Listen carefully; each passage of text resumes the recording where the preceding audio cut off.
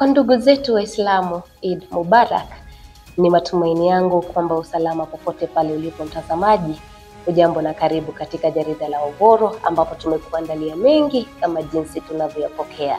Jina langu ni Nyakio Ndwega. Hebu kwanza tuangazie vidokezo. Sikukuu ya Eid-ul-Fitr yaadhimishwa hii leo. Wazazi kuhimizwa kutenga wakati na watoto wao hasa wakati huu wa likizo.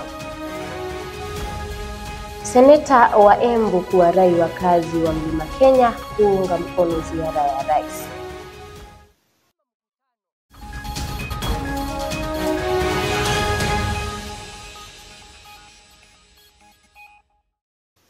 Karibu mtazamaji. Mamia ya waumini wa dini ya Kiislamu wamekusanyika katika misikiti mbalimbali nchini hii leo kwa ajili ya maadhimisho maalum ya Eid-ul-Fitr. Gavana wa kaunti ya Mombasa Abdulswamad Nassir akiwaomba waumini pamoja na Wakenya wengine kusaidia kusaidia wale wasiojiweza. Mwanahabari wetu Nicholas Monene anaeleza zaidi.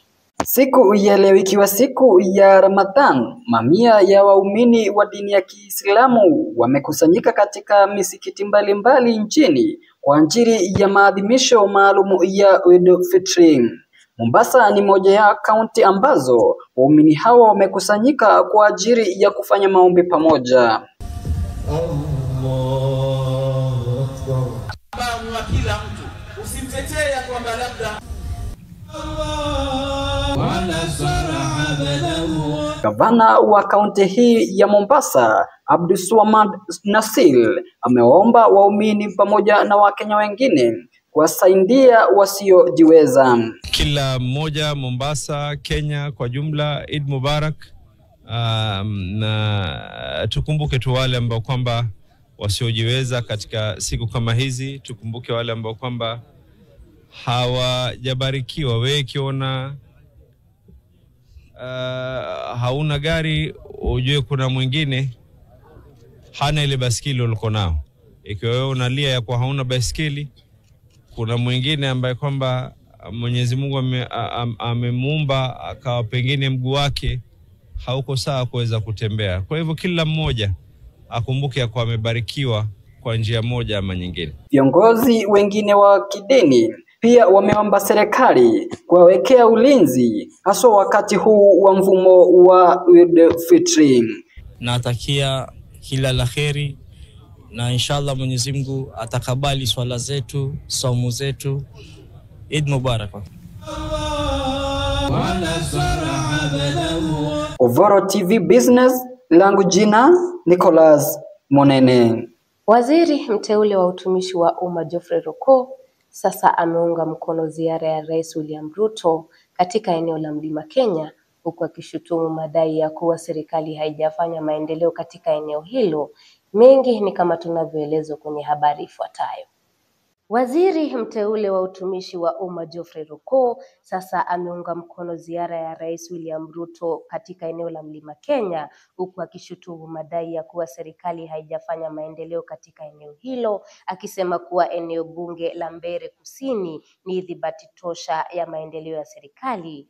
Ruko amesisitiza kuwa serikali ingali inajizatiti ili kuhakikisha kuwa imetimiza ahadi ambazo ilitoa wakati wa kampeni za mwaka wa 2022, huku akitaja miradi kadhaa ambayo tayari imekamilika katika eneo bunge hilo, ikiwemo kujengwa kwa jumla ya shule 80 za sekondari msingi. Sasa amewataka wakazi wa eneo hili kuiunga serikali mkono na kuipokea ziara ya Rais William Ruto katika eneo la Mlima Kenya inayotarajiwa kuanza wiki hii. Tumefanikiwa kupata kutoka serikali. Kwa hivyo kusikia mtu yeyote ambaye anasema serikali yetu haifanyi kazi, mwambie akuje hapa katika eneo letu la Mbeere North, tumpeleke kwa barabara, tumpeleke kwa irrigation project, tumpeleke kwa stima, tumpeleke kwa maji ya mfereji ambayo inafanyika saa hii, na tuende tumpeleke katika mashule 80 schools in Mbeere North ambazo serikali imejenga madarasa ya junior secondary schools. Wale ambao wanasema serikali haifanyi kazi wakuja, tuwaelezee hii haikuwa iko na imejengwa kwa njia ambayo inafaa, ikizingatiwa quality and workmanship.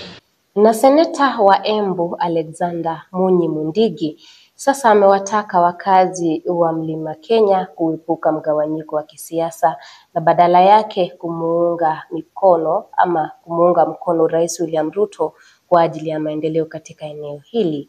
Mundigi alizungumza katika hafla ya kijamii katika kaunti ya Embu kama mwanahabari wetu Nyambura Kamau anavyozidi kueleza. Akizungumza katika hafla ya kijamii huko Embu, Seneta Mundigi alihimiza wakazi wa Mlima Kenya kuepuka migawanyiko ya kisiasa na badala yake wamuunge mkono Rais Ruto kwa ajili ya maendeleo ya eneo hilo.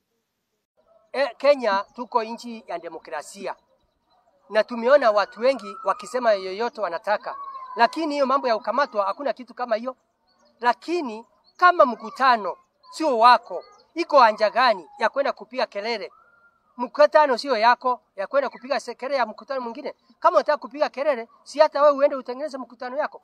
Alisema kuwa maandamano na upinzani dhidi ya rais hayatasaidia katika kuboresha maisha ya wananchi, bali yanaweza kudhoofisha juhudi za serikali katika kutekeleza miradi muhimu ya maendeleo.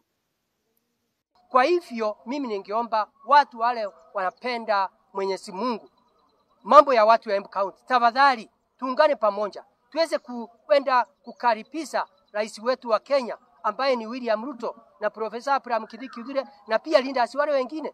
Tuwape baraka kwa sababu hata Biblia inasema watu wakitembea, wageni wakitembea, unafaa muwapokee ndio waweze kuacha baraka. Lakini kuna mali nyingine inasema wakati mtu anatembea akikosa kupokewa anawacha mambo si mazuri, lakini kuna hakika rais wa Kenya ni mpenda amani, atawacha mambo mazuri. Agenda yetu najua ni mambo ya irrigation, ni mambo ya barabara, ni mambo ya afya, ni mambo ya agriculture na vitu zile zingine, na ninajua ako na mambo atakuja naye mazuri kwa hii kipindi ambayo imebakia. Seneta huyo pia alisisitiza kuwa ni muhimu kwa kiongozi wa Mlima Kenya kushirikiana na serikali ili kuhakikisha kuwa eneo hilo linapata mgao wake wa haki katika miradi ya kitaifa.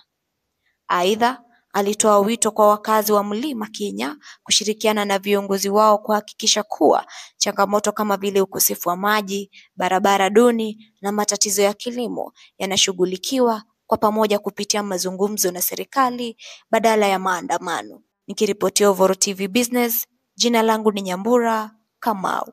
Ni habari ya kusikitisha katika sekta ya afya nchini Kenya baada ya muungano wa madaktari na madaktari wa meno nchini kutabiri uhusiano mgumu na waziri mpya wa afya Aden Duale, ukidai kuwa hana elewa ya majukumu ya madaktari.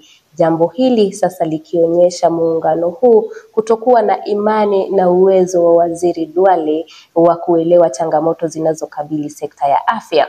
Mwanahabari wetu William Shilisia na maelezo zaidi. Muungano wa madaktari na madaktari wa meno Kenya KMPDU umetabiri uhusiano mgumu na waziri mpya wa afya Aden Duale, ukidai hana uelewa wa majukumu ya madaktari. Akizungumza kwenye mkutano wao mkuu katika kaunti ya Kirinyaga, katibu mkuu Dr. Davji Atela alihimiza Duale kutoingiza siasa kwenye masuala ya afya na akaitisha nyongeza ya mishahara, akitaja nyongeza za hivi karibuni kwa wabunge na mawaziri. The new minister has been brought into office. She is a politician. I just want to warn her that she do not politicize our issues, because then we don't participate in politics. We only participate in withholding our skills.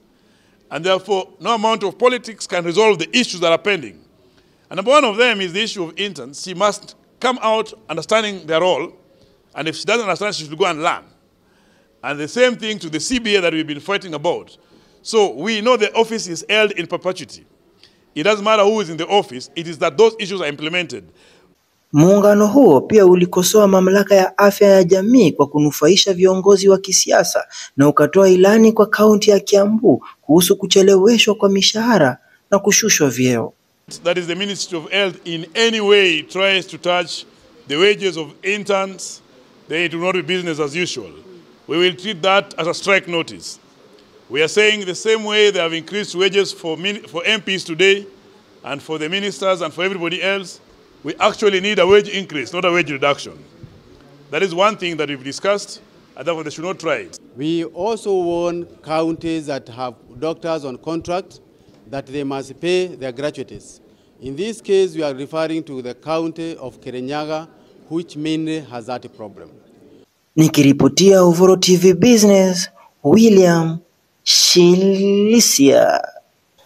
Nikukumbushe kwamba tupo katika mitambo ya Pang 162. Kutana nasi pia kwenye mitandao ya kijamii. Tutarudi na taarifa zaidi baada ya muda usiokuwa mrefu, lakini kwa sasa twende mapumzikoni. Usiende mbali.